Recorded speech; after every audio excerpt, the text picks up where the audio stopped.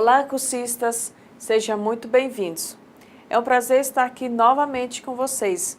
Peço que em nossas aulas vocês estejam munidos de papel e caneta para quando surgir alguma dúvida, vocês anotarem e depois apostarem no nosso fórum Tira Dúvidas.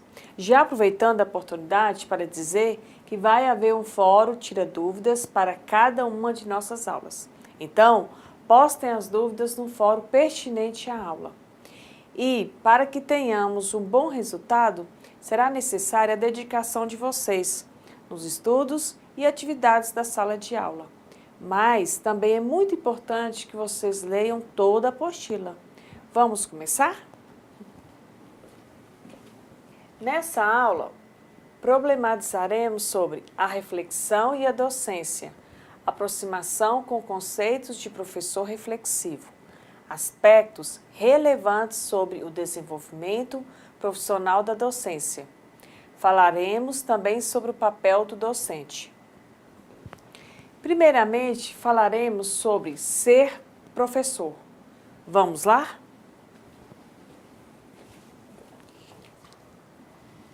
O que é ser um professor? Sou um ser que tenho nas mãos o poder de mudar uma sociedade. Sou um formador de opinião e, juntamente com meus alunos, iremos deixar nossa marca neste mundo. Iremos fazer a diferença. Somos seres únicos.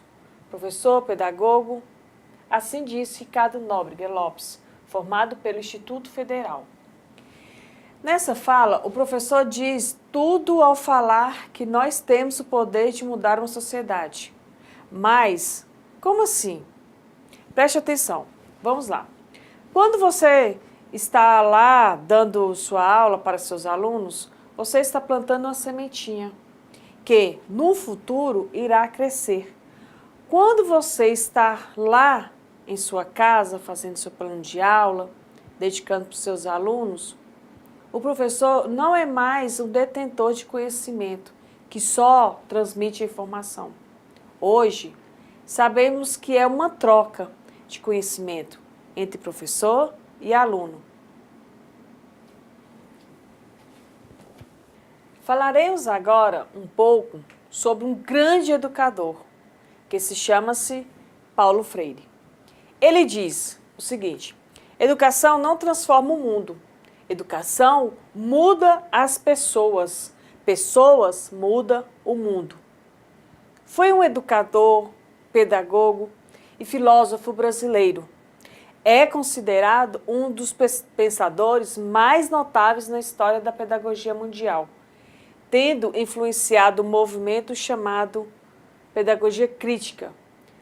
Para Freire, o objetivo maior da educação é conscientizar o aluno.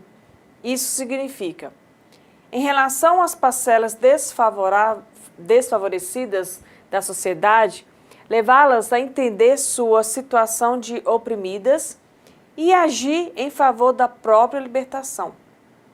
O docente deve crer firmemente nos homens e em seu poder criador, proposicionado, pois o diálogo, a prática da realidade vivida pelo educando, não pretendendo transformar a realidade para o educando, e sim com eles, buscando a investigação dos temas geradores por meio da conscientização da reflexão. Então, a aprendizagem é o grande desafio. O filósofo francês Michel Serres chama os novos alunos de geração do pequeno polegar. Ele explica que é uma geração que não se comunica, não pensa e não se aprende da mesma maneira que as anteriores. Os novos alunos têm outras maneiras de estar na vida, de aprender, de trabalhar com o cérebro, e nós ainda não nos adaptamos a isso. Mas é preciso que essa adaptação se faça. Se não compreendermos isso, podemos criar um fosso geracional que dificultará encontrar as melhores maneiras de conduzir, esses jovens a aprendizagem. No passado, aprendíamos uma coisa e depois comunicávamos essa coisa.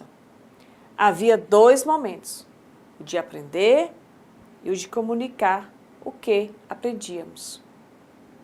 E hoje, esses dois momentos não existem, porque é no próprio processo de comunicação que se gera aprendizagem e conhecimento. Por isso, a comunicação tem valor diferente do que tinha no passado.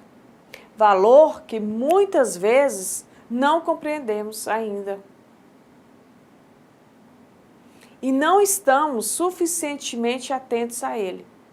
Olhamos muitas vezes para a comunicação como indisciplina, incapacidade, ou para o aluno que está disperso a fazer coisas que não as que pedimos para fazer, ao invés de conseguirmos utilizar a nosso favor esse potencial de comunicação que existe nas novas gerações. Saber docente, prática da comunicação, saber experiencial, saber curricular, saber disciplinar, saber de formação profissional, saber cultural. Assim diz Maurício Tardif. As relações dos professores com os saberes nunca são relações estritamente cognitivas ou intelectuais. São relações mediadas pelo trabalho que lhes fornece princípios para enfrentar e solucionar situações cotidianas. Então, assim, o saber docente se compõe de vários saberes provenientes de diferentes fontes.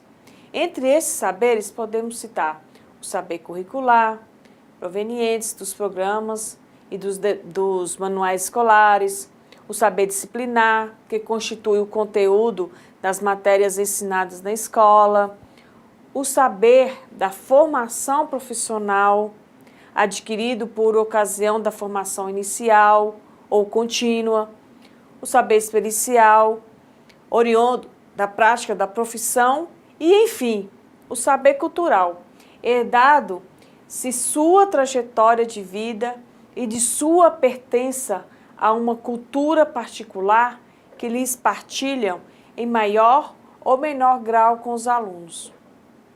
Enfim, o saber docente se compõe de vários saberes vivenciados pelos nossos professores, pelos nossos educadores, né? Categorização dos saberes docentes ou professores. Tardif, Lessart e Leal.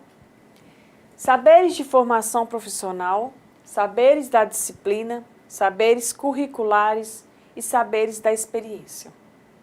Para esses autores, o docente traz uma grande bagagem de conhecimentos. Conhecimentos adquiridos através de sua formação acadêmica e conhecimentos de suas experiências em sala de aula.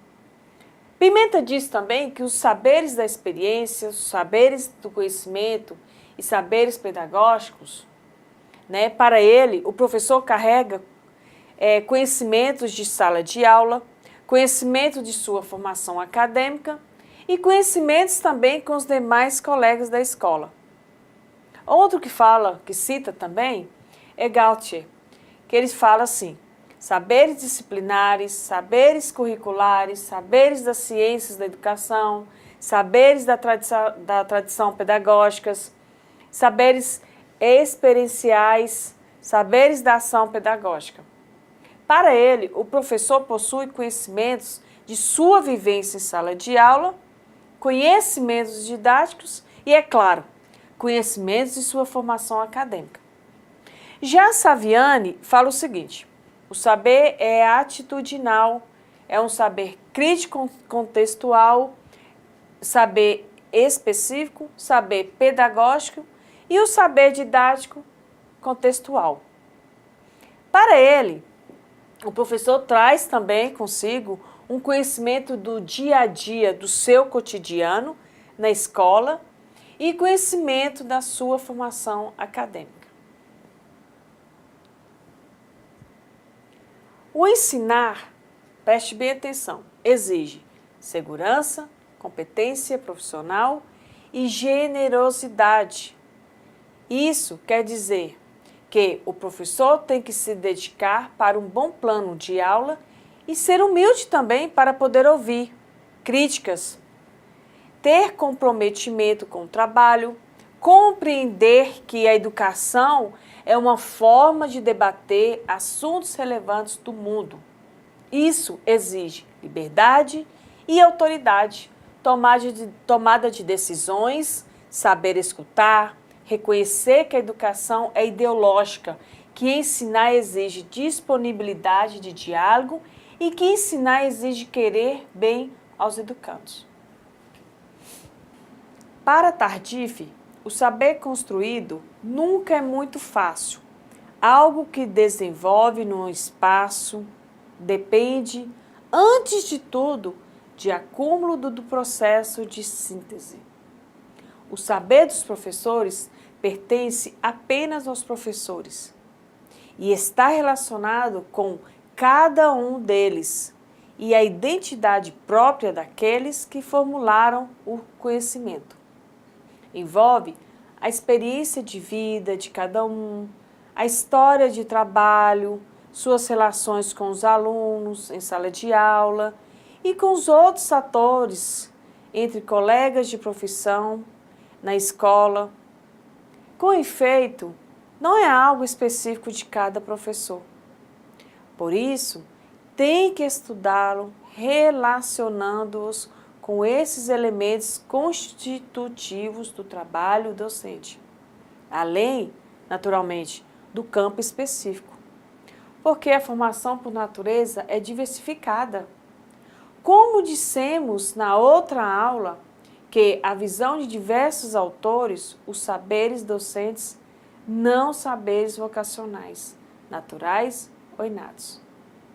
Embora esses aspectos sejam interessantes e, é lógico, contribuem para a construção e reconstrução dos docentes, apenas esses aspectos são insuficientes para a formação do professor.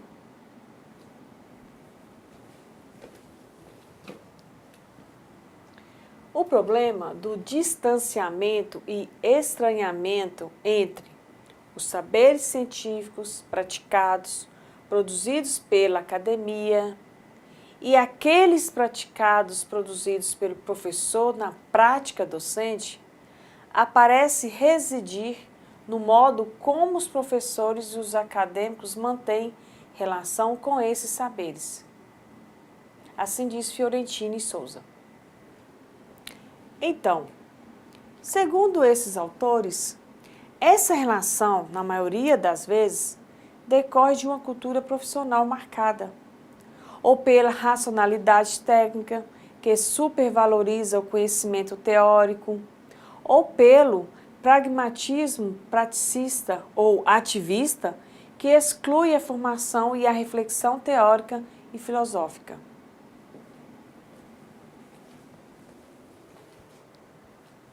Vocês podem observar nessa gravura que, infelizmente, hoje, no século XXI, ainda existem docentes que não dialogam com seus alunos e querem que eles sigam suas opiniões, não respeitando-os.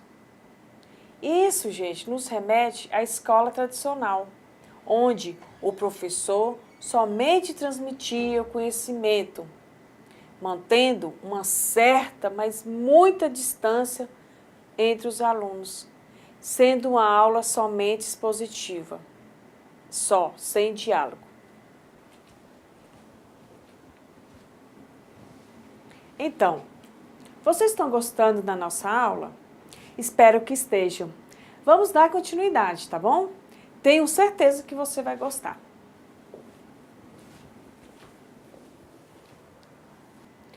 Há uma expressiva concordância entre educadores que a formação contínua do professor deverá ser feita buscando o papel ativo do professor que,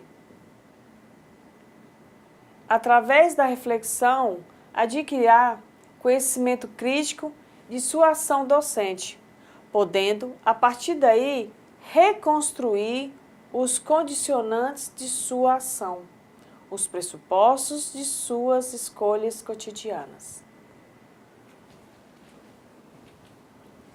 É possível observar que o docente precisa estar inserido no processo em que ocorra a reflexão na ação, a reflexão sobre a ação e, principalmente, preste bem atenção, a reflexão sobre a reflexão na ação. Isso, nós professores temos o papel de refletir sobre essas nossas ações. Uma mudança de atitude é mais correta para se alcançar qualquer êxito, tá? Pense nisso.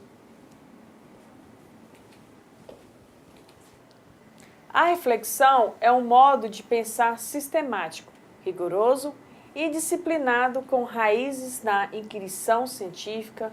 Inúmeras situações podem conduzir ao processo reflexivo. São o reconhecimento de um dilema educacional, a resposta a um dilema por meio do reconhecimento, tanto das similaridades com outras situações, a configuração e reconfiguração do dilema, a experimentação do dilema, descobrindo as consequências e implicações de várias soluções. O exame das consequências pretendidas e não pretendidas de uma solução implementada, avaliando-se as consequências são desejáveis ou não. Mizukami. Outros benefícios da reflexão coletiva podem ser indicados. São a possibilidade de se confirmar o valor da experiência pessoal, bem como a de levar em conta favores importantes desconsiderados na reflexão individual, o surgimento de significados alternativos apontados pelos outros, ampliando o escopo da compreensão, o apoio para o engajamento no processo reflexivo, uma vez que a autodisciplina necessária é difícil de ser sustentada solidariamente, tendo em vista as demandas sobre o trabalho docente, a interdependência entre os diversos membros da comunidade escolar e o mundo mais amplo, o teste também das compreensões individuais e a sua passagem do plano pessoal para o público, o estabelecimento de um espaço em que sentimos e pensamentos podem ser expostos. Vamos lá. A reflexão pode e deve, preste bem atenção, ocorrer em comunidade e interação com os outros. As oportunidades são importantes para um professor se converter num profissional mais reflexivo. Esse feedback, os comentários e discussões sobre seus pensamentos podem clarear um tópico ou auxiliar uma análise mais detalhada de uma situação. Ao aderir à ideia da reflexão proposta por os professores, devem atingir alguns fins de acordo com Rogers. Observar e descrever a sua sala de aula, seus alunos, o seu ensino, etc., de modo a confrontar as características de seus alunos e sua aprendizagem às suas próprias características e às de seu ensino, aos conteúdos trabalhados e aos contextos em que tudo isso ocorre. A reflexão exigirá um conhecimento profundo de cada um desses elementos e suas interrelações. Ao aprender a pensar de modo organizado, os professores podem ensinar seus alunos a fazer o mesmo, uma vez que a reflexão é uma maneira particular e definida de pensamento, podendo ser praticada, avaliada e aperfeiçoada, com uma linguagem clara. Pode-se pensar em profundidade sobre a reflexão, incluindo a realização de pesquisas sobre o impacto dela na prática docente e sobre a aprendizagem dos alunos. Com isso, concluímos que a reflexão para o docente é um processo de atribuição de significados sistematizados, rigoroso e disciplinado que pode levá-lo a uma experiência a outra, com um grau de compreensão mais profundo de suas práticas pedagógicas e trabalho docente com vistas à sua modificação e melhoria.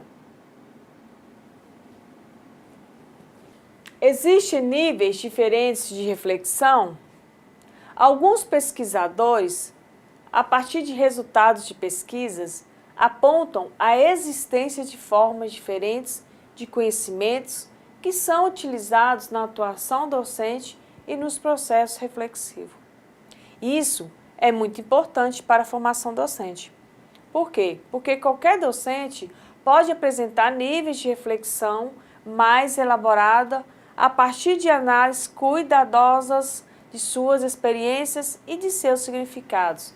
E professores reflexivos analisam a influência de seus contextos de atuação e como tais contextos influenciam o processo de ensino-aprendizagem.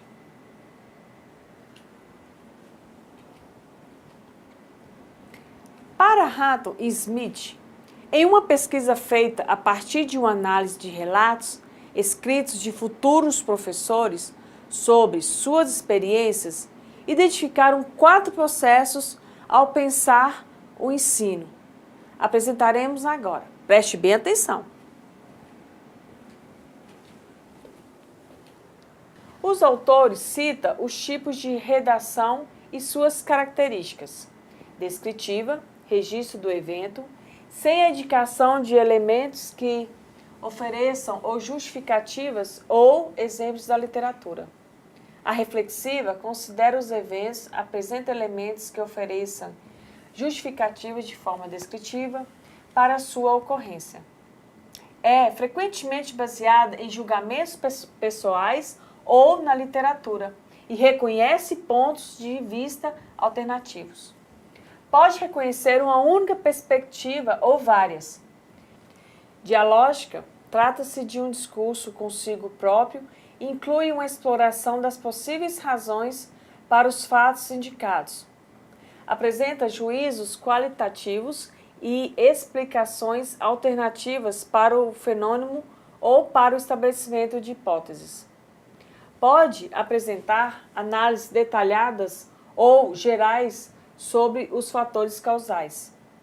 Também temos a crítica, que ela explicita os argumentos adotados no processo de tomada de decisão ou análise de eventos e leva em conta os contextos históricos, social ou político. Então, vimos os níveis de reflexão para Hutton e Smith, mas também existem outros autores que têm pontos de vista diferentes. Para Van Manen, existem 3 níveis de reflexão. O nível técnico, que refere-se à aplicação técnica do conhecimento educacional e dos princípios curriculares básicos com o objetivo de atingir um dado fim. No nível prático, que é a preocupação primordial, ele cita que é como os pressupostos, predisposições, valores e consequências das ações. Outro interessante também é o nível crítico ou emancipatório, que são focalizados questões éticas, sociais e políticas mais amplas, incluindo as forças sociais e institucionais que podem limitar o grau de liberdade de ação do indivíduo ou a eficácia das suas ações. O primeiro momento desse processo ocorre na fase em que o professor se volta para dentro de si, alterando desde a sua formação de abordagem, de olhar para aqueles alunos até buscar formas de dar sentido às horas despendidas em sala de aula. O professor reflexivo busca combater o comodismo, não ficar naquela mesmice, a passividade ou o desinteresse através do autoquestionamento. Assim, que o professor assume um comprometimento profissional e uma postura autônoma, capaz de tomar decisões e de ter opiniões também. Ele se torna, sim, o indivíduo que interpreta, que adapta a sua própria atuação aos contextos em que trabalha. Gente, o professor, quando reflete, desperta o gosto e o sentido pelo saber, tornando-se, consequentemente, mais autônomo na sua prática cotidiana.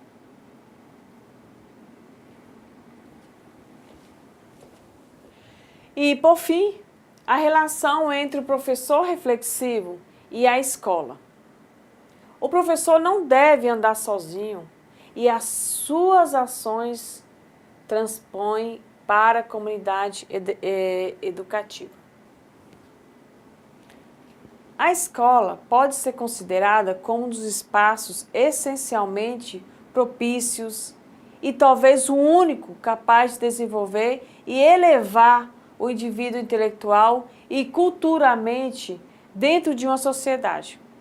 Entretanto, as relações estabelecidas no contexto escolar entre alunos e professores têm exigido bastante atenção e preocupação por parte daqueles que encaram a escola como espaço de construção e reconstrução mútua de saberes.